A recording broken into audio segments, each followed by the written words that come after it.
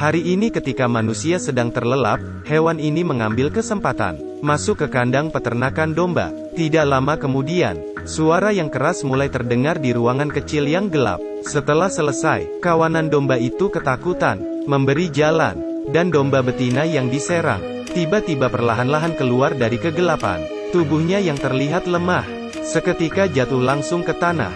5 bulan telah berlalu. Hari ini pengembala akan datang untuk membantu domba melahirkan. Tanpa diduga, saya menemukan pemandangan yang menakutkan. Melihat seekor anak domba yang baru lahir, pasangan itu terkejut dan tidak bisa berkata-kata. Lebih aneh lagi, mereka membawa domba kembali ke kamar, memperlakukannya seperti anak manusia, bahkan atas nama mendiang putrinya. Mereka memberi nama anak domba itu Ada. Sejak saat itu, pasangan itu memutuskan untuk menganggap anak domba ini sebagai anak perempuan mereka. Tetapi tidak menyangka, induk domba yang kehilangan anak, tidak pernah mau menyerah.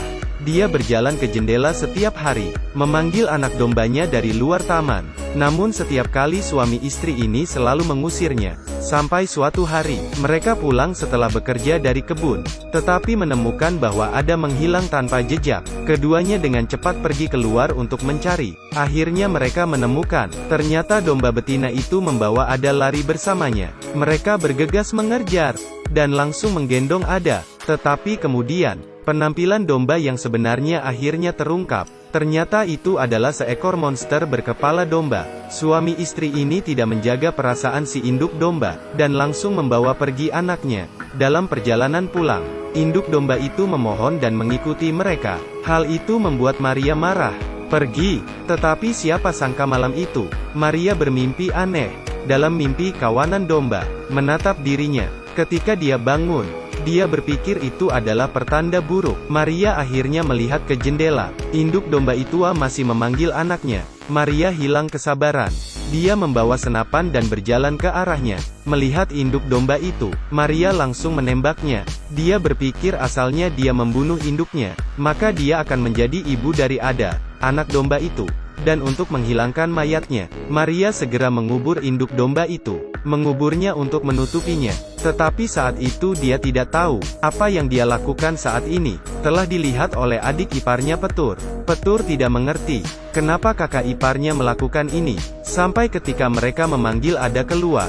Pamannya benar-benar terkejut, tetapi itu monster setengah manusia, setengah domba. Sudah dianggap seperti anak mereka sendiri. Selain mandi bersamanya setiap hari, mereka bahkan mencoba yang terbaik untuk memberinya makan dan membuatnya bahagia. Tetapi berbeda dengan pamannya Petur, dia merasa bahwa domba itu adalah binatang. Ketika melihatnya, dia mengambil segenggam rumput dari samping, menarik perhatian anak domba itu agar menghampirinya. Ada mengulurkan tangan untuk mengambilnya, tetapi Petur memberi isyarat padanya untuk berjongkok, menjadikannya seperti binatang domba. Sampai suatu hari, adik laki-laki itu memutuskan untuk mengakhiri leluconnya sendiri. Ketika saat suami istri itu tertidur pulas, dia diam-diam membawa keluar Ada, dan ketika keluar dia juga membawa sebuah senapan. Anak domba ini tidak mengerti apapun. Ada membiarkan pamannya membawanya pergi. Setelah peluru dimuat, dia mengarahkan senjatanya ke arah Ada. Melihat monster kecil yang setengah manusia dan setengah domba, pamannya mengangkat pistol dan bersiap menembaknya. Namun di saat yang bersamaan, di sisi lain Maria, sepertinya tiba-tiba merasa, ketika bangun dia melihat Ada telah menghilang. Maria pun mulai mencarinya, dan ketika dia mendatangi ruang tamu, dia melihat Ada sedang tidur di pangkuan pamannya. Ternyata hati Petur tersentuh. Dia akhirnya menerimanya.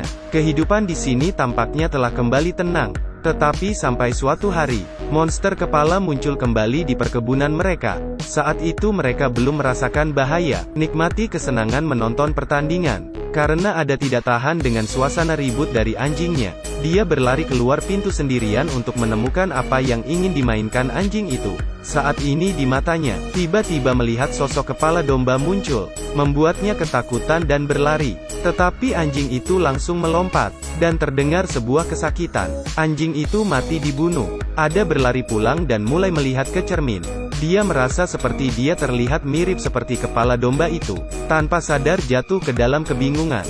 Dia datang ke kamar dan memeluk ayahnya yang mabuk, tetapi matanya terus menatap lukisan domba itu. Di sisi lain, Petur mengambil kesempatan ketika kakaknya tertidur. Dia memeluk Maria. Kelihatannya, mereka pernah memiliki hubungan. Setelah Maria menolaknya, paman mulai mengancamnya dengan domba-domba itu lagi. Ada tidak tahu kamulah yang membunuh ibunya, untuk mempertahankan kebahagiaan yang diperoleh dengan susah payah. Keesokan harinya, Maria diam-diam mengusir Petur. Ada dan ayahnya sedang berjalan di atas rumput daun. Ayah dan anak ini menikmati kesenangan mereka. Tetapi ketika Maria tiba di rumah, tiba-tiba dia mendengar suara tembakan. Dia pun bergegas berlari ke arah suara itu. Leher Ingve penuh dengan darah. Darah segar terus mengalir.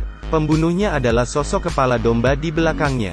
Dia adalah Dewa Domba. Dia datang membalaskan dendam induk domba. Ingvar melihat manusia setengah domba itu membawa pergi Ada, tetapi dia tidak memiliki kekuatan menghentikannya. Ketika Maria tiba di sana, semuanya telah terlambat. Saat ini Maria bukan hanya kehilangan putrinya, tetapi juga suaminya. Akhir cerita, Maria menghadap langit dan menghela nafas.